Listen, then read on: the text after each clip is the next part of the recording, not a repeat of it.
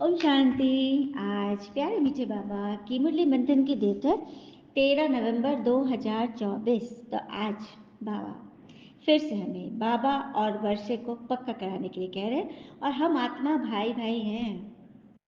कौन सी श्रीमत, कौन सी एक बात में श्रीमत मनुष्य मत के बिल्कुल विपरीत है। बाबा जिसको प्रश्न उत्तर में बहुत अच्छे से समझाने वाले हैं, तो ध्यान से सभी सुनिएगा, ठीक है। फिर बाबा ने बोला कि जो 5 विकार जो दिखाए, रावण के जो 10 सिर दिखाते हैं, उसका अर्थ बाबा ने फिर से बताया है। तो फिर से हमारी रिवीजन हो जाएगी। तो पहले पहले हमें निश्चय बिठाना ही है कि हम आत्मा हैं, परमात्मा नहीं, ईश्वर सर्वव्यापी नहीं है। बाबा बार बार इस बात को क्लियर करते हैं, ठीक है। और गीता में भी 2 अक्षर हैं, मन मना भव। बाबा चैतन्य है, सत्य है, अमर है। तो किस तरह से है? और 24 कैरेट का सोना लेंगे, खाद नहीं डालेंगे तो जेवर कैसा बनेगा? सतोप्रधान बनेगा ही बनेगा। हाँ, क्यों? जेवर में कैसी अलाई पड़ जाती है, क्या पड़ जाता है जो वो 9 कैरेट का भी नहीं रहा, है ना। आखिर में आत्मा इतनी डल कैसे हो जाती है, इसको भी हम समझेंगे बाबा की इस मुरली से। फिर बाबा ने बोला कि मैं आता ही हूँ संगम पर, तो अपने अंदर पक्का करो कि हमारा पिता टीचर सदगुरु हमें पढ़ा रहा है, कोई मामूली बात नहीं है। और हम कोई साधारण पढ़ाई नहीं पढ़ रहे, ठीक है। हम मनुष्य देवता बनने की पढ़ाई कर रहे हैं। अभी हम सब टेम्पररी संगम युग पे खड़े, टेम्पररी, क्योंकि ये जाने वाला है और सत्युग आने वाला है, ठीक है। लेकिन जब बच्चे चैलेंज लेते हैं ना, तो माया घड़ी घड़ी बुद्धि तोड़ती है। कैसे माया धोखा देती है, इसको भी बाबा बताएंगे। हाँ, फिर बोले 7 रोज पढ़ो। 7 रोज अर्थात कोर्स पर बाबा ने बोला।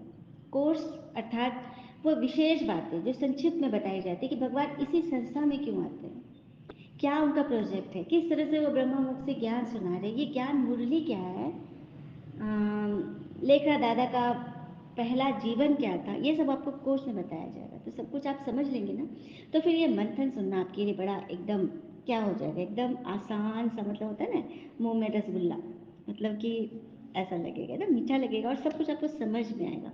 और खुशहाल और एवर हेल्दी बनने के लिए कैसे हम प्रत्यक्ष फल पाएंगे, इसको वरदान बाबा ने समझाया है। और सर की दुआओं के खजाने से संपन्न बनेंगे, तो कोई मेहनत नहीं करनी पड़ेगी, बिल्कुल सहजता से हमारा पुरुषार्थ हो जाएगा। आइए सुनते हैं बाबा की वाणी। बाबा कह रहे, मीठे बच्चे सभी को पहले पहले पिता परमात्मा का पाठ पक्का कराओ, और तुम आत्मा भाई भाई हो, यह पाठ पक्का, क्योंकि पहला पहला जो नींव है यही है कि आत्मा का पाठ पक्का कराओ और परमात्मा का, ठीक है। ये पाठ पक्का करो, क्योंकि हम आत्मा है, हम शरीर नहीं, हम एक आत्मा है।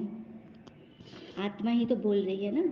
तो ये पाठ पक्का, और दूसरा हम आत्मा भाई भाई हैं सभी के साथ, अपने हमजिन्स के साथ कैसा भावना रखना है, कैसी रखनी है कि हम आत्मा भाई भाई हैं। यह पाठ पक्का करो, यह बाबा हमें बोल रहे हैं। और कहते हैं पाठ पक्का करने में हम आत्माएं बिल्कुल, कहते हैं ना, पान का बीड़ा उठा लिए, और कहते हैं ना कि कुछ ख्वाब अभी अधूरे हैं, कुछ हसरतें अभी बाकी हैं, कुछ ख्वाब अभी अधूरे हैं, कुछ हसरतें अभी बाकी हैं। राहों में मुश्किलें हैं मगर कदमों में जहान अभी बाकी है।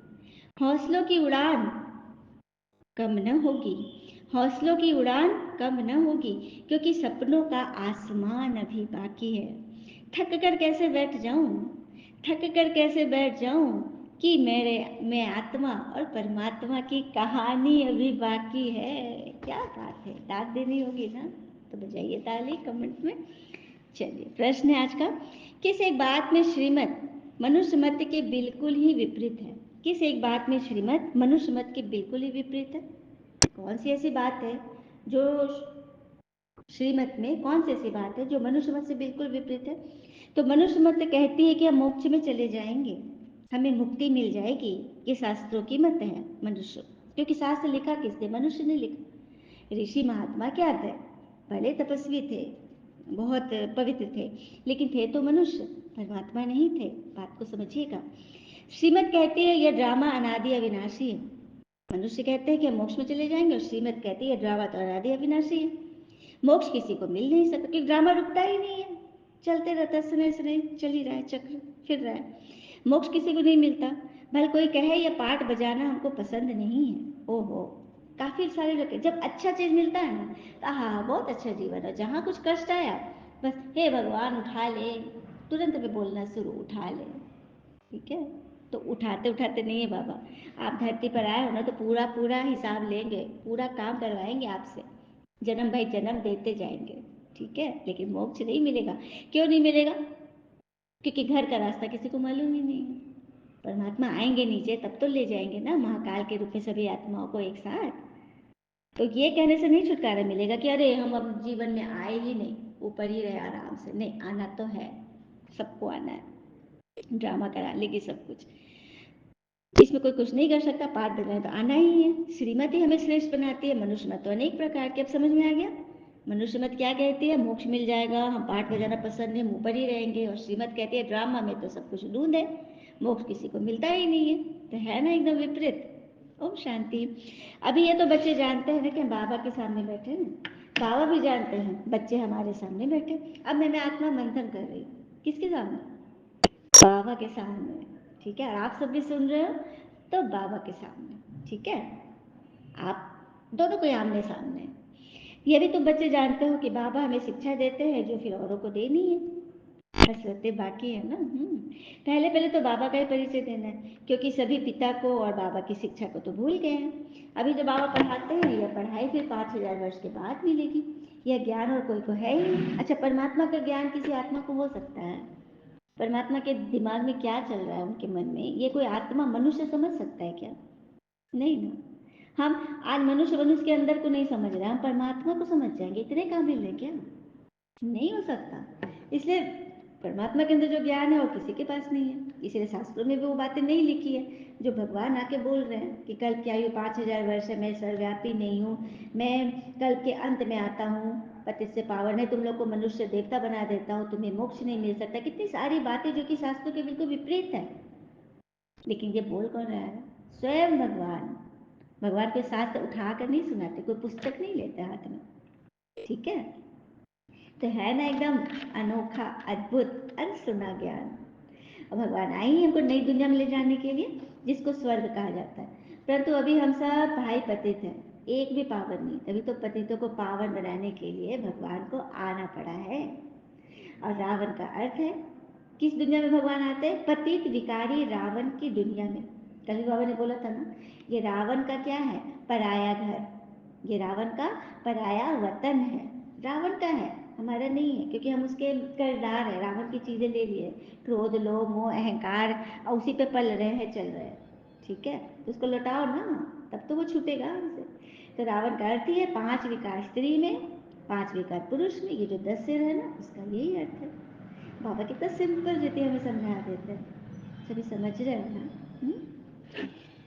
चलिए फिर आगे बाबा बोल रहे हैं कि सबसे पहले सबको अच्छी रीति ये बैठ के समझाओ, बुद्धि में बिठाओ कि सर्वव्यापी आदि का किचड़ा पट्टी बुद्धि से निकल जाए कि ईश्वर सर्वव्यापी। अरे ईश्वर सर्वव्यापी नहीं है, आत्मा सर्वव्यापी है। सबके अंदर आत्मा है, परमात्मा नहीं। ठीक है, आत्मा व्यापक है सबके अंदर। आत्मा शरीर के आधार से पाठ बजाती है, या पक्का कराओ, आत्मा पाठ बजा रही है, आत्मा के अंदर सब कुछ है। परमात्मा तो अभी आते हैं ना भाई। परमात्मा अगर यही रहते सर्वव्यापी सभी के अंदर, तो सतयुग कलयुग बनता क्या? बनता? भगवान जब यही है तो कैसे बनने देते वो? नहीं ना। बस यही तो प्रूफ है कि भगवान नहीं थे यहाँ। तो हम लोग को जो मन में आया हम लोग मन मर्जी किए। अब नहीं, अब ये हमारा अंतिम जन्म है, भगवान आ गए हैं हमको पवित्र बनाने, पवित्रता से हमारा श्रृंगार करने के लिए। तो दुनिया में लोग पवित्रता को क्या समझते हैं? सिर्फ स्वच्छता समझ लेते हैं, घर की सफाई, वस्त्र की सफाई, शरीर की सफाई, हाँ, गली मोहल्ले की सफाई, लेकिन मन की सफाई ये तो पता ही नहीं, नहीं ना पता है। आज भी बच्चे मन से फंस जाते हैं, मन को काला करके बैठ जाते हैं। फलना ने कुछ बोला, टोका, थोड़ा मुस्कुराया, बस देखो मन फंसा कि फंसा। तो माया वही कहती है, जब जब आप चैलेंज लेने की कोशिश करते हो ना, तो माया भी ना जबरदस्त पेपर लेती है, लेकिन घबराना नहीं है, घबराना नहीं। अच्छा देखिए कि बच्चे लोग भी अगर बोलते हैं मम्मी देखिए ना, मैं ये करने जा रही थी, बहुत बड़ा मतलब हिसाब आ गया किसी के साथ कुछ, तो जैसे वो बोलते हैं मम्मी ये देखो ये प्रॉब्लम आ गया, बस प्रॉब्लम सुनते ही मेरे चेहरे पे मुस्कान आ जाती है कि प्रॉब्लम आ रहा है उसके बड़े से काम में, इसका मतलब है कि उसमें सफलता निहित है। सफलता तो हुई पड़ी। जब ऐसे बोलते हो ना, बोलते मम्मी तुम भी ना, तो क्या करूँ, मेरे पास सोल्यूशन यही है कि जब भी तुम कुछ बड़ा ठानोगी तो कुछ ना कुछ बड़ा प्रॉब्लम आएगा ही आएगा। लेकिन घबराना नहीं है, ईश्वर पर निश्चय रखो। और इसे कहते हैं निश्चय बुद्धि। भगवान पे निश्चय है तो आपकी हार हो नहीं सकती। अगर हार हुई तो कोई कर्म का बीज सामने आ गया। तो हर बात में पॉजिटिव रहो, ठीक है। और सबके अपने अपने संस्कार तो अलग अलग है ना। जैसे हम अपने परिवार से सीखते हैं, आसपास परिवेश से सीखते हैं, दोस्तों से सीखते हैं, सिनेमा ड्रामा सबसे हम सीखते हैं। कुछ पूर्व जन्म के हमारे संस्कारों से, उससे भी सीखते हैं। जैसे किसी के पास बहुत कुछ है फिर भी संतुष्ट नहीं, और किसी के पास कुछ भी नहीं फिर भी संतुष्ट। तो क्या करना, साक्षी भाव से, स्वीकार भाव से सबका आदर करे, सम्मान करे। किसी ने मुझसे गलत बात बोल दी, वो गुस्से में बोला, तो उसके गुस्से का जवाब मैं भी गुस्से से दूं? तो उसके लिए तो पहले मुझे मुझे अपने मन में कीचड़ डालना पड़ेगा। जब उसके गुस्से का जवाब मुझे गुस्से से देना है तो पहले तो अपने मन को गंदा करना पड़ेगा ना। तो एक ही स्टेप नहीं है कि हम, मतलब एक यही रास्ता नहीं है कि हम भी गुस्सा करें। तो क्या करना है, बस उनकी बातें हमें डिस्टर्ब न करे। वो परिस्थिति आई गई, उनके द्वारा कोई परिस्थिति आई जिसका प्रभाव मेरी स्वस्थिति पर न पड़े। तो ये अनुभव हमें स्पिरिचुअलिटी सिखाती है, आध्यात्मिकता सिखाती है। हम जवाब नहीं दिए, कभी कभी होता ना, जवाब तो नहीं दिए लेकिन अंदर अंदर घुट रहे हैं, डिप्रेस्ड है, दुखी हैं, हर्ट हो गए, तो ये भी तो कोई सोल्यूशन नहीं है ना। तो अपने मन को शांत रखते हुए हमें एक्शन लेना पड़ेगा। मन की शांति सर्वोपरि, peace of mind is the best reaction, किसी भी एक्शन। उसके बाद हम एक्शन करें, भगवान से बातें करें। और देखिए ऐसा नहीं है कि अध्यात्म ये नहीं कहता कि हम किसी के अहंकार को बढ़ावा दें, उसको चुप रह के उसको, मतलब उसको बिगाड़ दे। नहीं, हमें क्या करना जरूरत है, अपने इनर पावर को बढ़ाना, और वो बढ़ाएगी ज्ञान और योग से। तो ज्ञान ये कहता है कि ड्रामा में हर एक का पार्ट एक्यूरेट है। कोई पिछला संस्कार मेरा ही बोया हुआ सामने आ गया है, या किसी को अपने इन लॉज से बड़ा दिक्कत है, बस एक वही काटा है, तो जरूर कुछ गहरा हिसाब चल रहा है। उसको चुकाने का एक ही उपाय है, एकमात्र, शुभ भावना, शुभ कामना। जब भी इस बारे में सोचे तो अच्छा सोचे। चलिए सामने से नहीं भी बात करें लेकिन पीछे में भी उसके लिए अच्छा सोचे, खास करके अपने अपनों के बीच। ठीक है, बस यही उपाय है और कोई उपाय नहीं। इनर पावर इससे बढ़ती है। आत्मा में जैसे ही हम अच्छी अच्छी बात डालने लगते हैं ना, किसी के प्रति कोई क्वेश्चन हलचल जाते हैं तो आत्मा कमजोर होती है, फिर वो आत्मा डल होने लग जाती है। उसकी लाइट जो तेज हो गई थी वो डिम होने लगती है। उसको जागृत करने का एक ही उपाय है कि आत्मा में अच्छी अच्छी बातों से उसको सजाए, उसका श्रृंगार करे। यही भगवान चाहते हैं और निमित्त भी चाहते हैं। कहते हैं ना, ईश्वर से हमेशा यही प्रार्थना करो कि हे ईश्वर, आप मुझे अधिक लेने के नहीं बल्कि अधिक देने के योग्य बनाओ। तो यहाँ पे देना कोई चीज़ की बात नहीं हो रही है, धन वैभव की बात नहीं हो रही, वो तो हम लोग करते ही आए दान धर्म। यहाँ पे है शुभ भावना देना, ठीक है, दुआएं देना, अच्छी अच्छी बातें सोचना। इसके लिए भगवान ने हमें चुना है, ठीक है। बड़ा रहस्य है। देखो, स्वर्ग की राजधानी में ले जा रहे बाबा, स्वर्ग के राजाओं का राजा बना रहे हैं, तो थोड़ा मोड़ा तो वो मेहनत कराएंगे ना।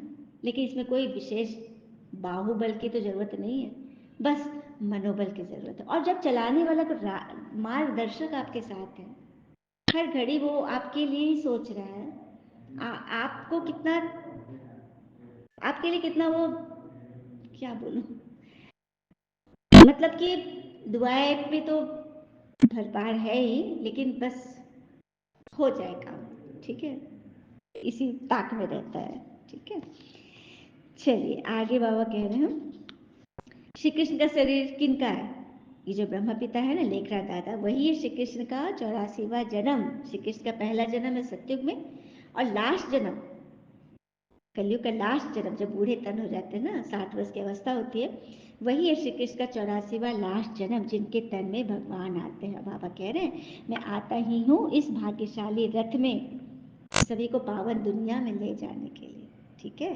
आता हूँ संगम पे, तो ये अपने अंदर पक्का करना है, ठीक है।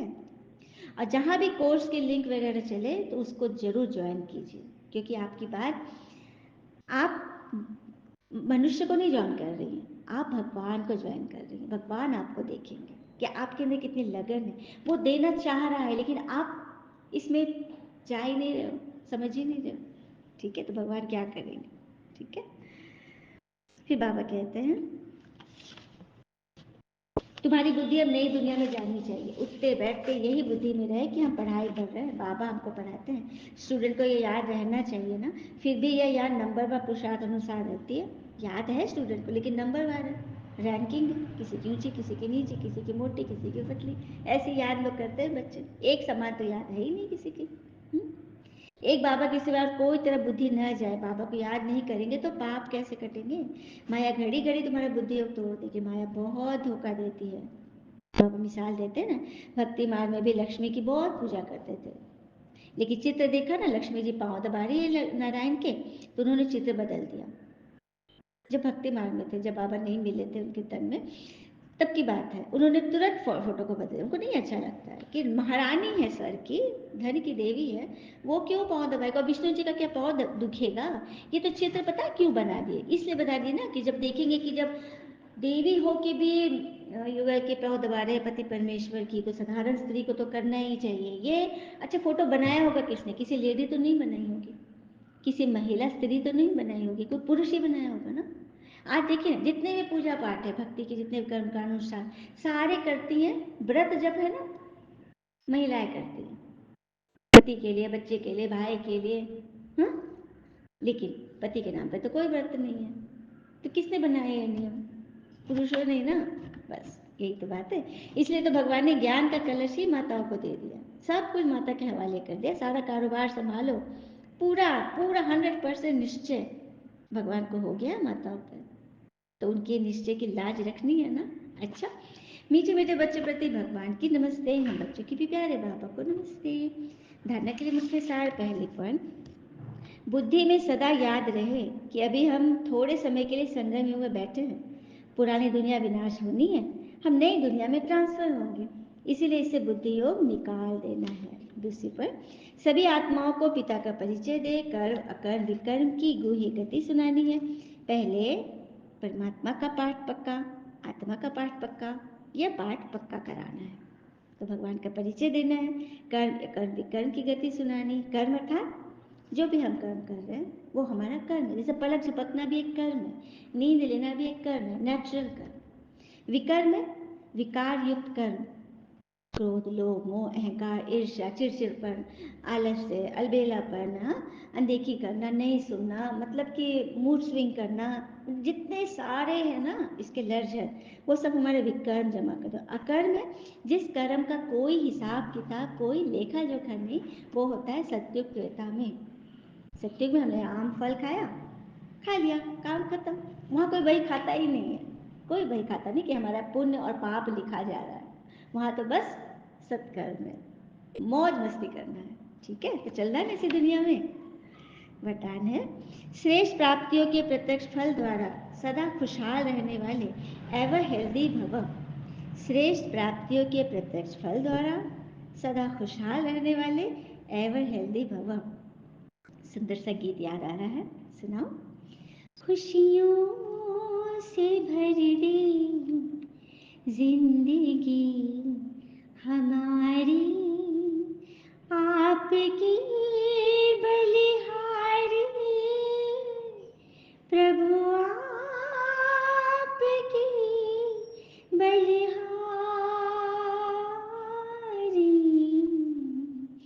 आश पूरी कर दे आपने हमारी, आपकी बलिहारी,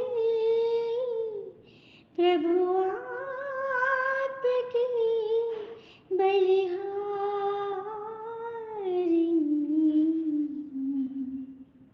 तो बस ऐसे ईश्वर से जुड़े रहिए, खुशहाल रहने वाले एवर हेल्दी बनिए, श्रेष्ठ प्राप्तियों के प्रत्यक्ष फल को खाते रहिए। तो संगम युग पर भगवान आए हैं और हमें सदा एवर हेल्दी वेल्दी हैप्पी रहने का हमें सिद्धांत दे रहे हैं।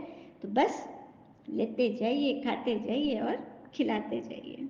स्लोगन, सर्व की दुआओं के खजाने से संपन्न बनो तो पुरुषार्थ में मेहनत नहीं करनी पड़ेगी। कई लोगों को लगता है अरे बड़ा मेहनत है, सुबह उठना मेहनत है। अरे अभ्यास करो ना, 21 दिन में कोई भी आदत लग जाती है।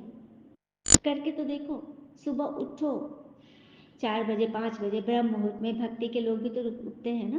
तो बाबा ने भक्ति के 4 बजे का भक्ति, 5 बजे का लोग ब्रह्म मुहूर्त बोलते हैं, 4 से 5 का समय। तो बाबा ने हम बच्चों के लिए 2 से 4 का समय दे दिया, 2 घंटा हमें टाइम दे दिया। उस वक्त कोई नहीं जगता है, सिर्फ बाबा के बच्चे जगते हैं। 4 बजे के बाद ही भक्त आत्मा साधु संत भी 4 बजे के बाद ही उठेंगे जनरली, मुझे तो ऐसा लगता है। अगर आप लोग जानते होंगे कोई और भी उठते हैं तो बताइएगा प्लीज़। तो 2 से 4 का समय बाबा ने हमें दिया है। इस वक्त जो बच्चे उठकर अमृत वेले स्नान करके योग करके चलिए भोग भी लगा दिए, तो सोचिए कि एकदम बल्ले बल्ले, ठीक है। और उस घर में सदैव खुशहाली रहेगी और मस्त। लेकिन हाँ, रोग शोक अगर है तो वो और लोगों की भी तो कर्मों के हिसाब किताब है ना। सारे हिसाब किताब हमें थोड़ी ना काटने हैं। हम तो अपना देख रहे हैं, हम खुश हैं, बातें आ रही हैं, हम उससे बचे हुए हैं, खुद भी बच रहे हैं, अपना वाइब्रेशन भी पॉजिटिविटी का फैला रहे हैं, दुआएं कर रहे हैं। हमारा जो काम है वो बाबा देख रहे हैं, ठीक है। तो सर की दुआओं के खजाने से संपन्न बनो तो मेहनत नहीं करनी पड़ेगी, आसानी से सहजता से सरलता से सब कुछ हो जाएगा। कोई विशेष एफर्ट नहीं लगानी है, ठीक है। और कहते हैं ना, घोड़ा प्रथम वही आता है जिसका सवार अच्छा हो, परिवार वही आगे बढ़ता है जहाँ मुखिया समझदार हो। तो कोई एक, कोई जरूरी नहीं है कोई बड़ा ही मुखिया बने, कोई छोटा भी, कोई मंझला भी यदि मुखिया बन जाए और सबके लिए दुआ शुभभावना शुभकामना और सबके लिए अच्छा अच्छा सोचना शुरू करे, तो उस घर का भी कल्याण तो होना ही होना है। होना ही होना है, क्या हुआ ही पड़ा है। अच्छा, ओम शांति। शुक्रिया बाबा, शुक्रिया।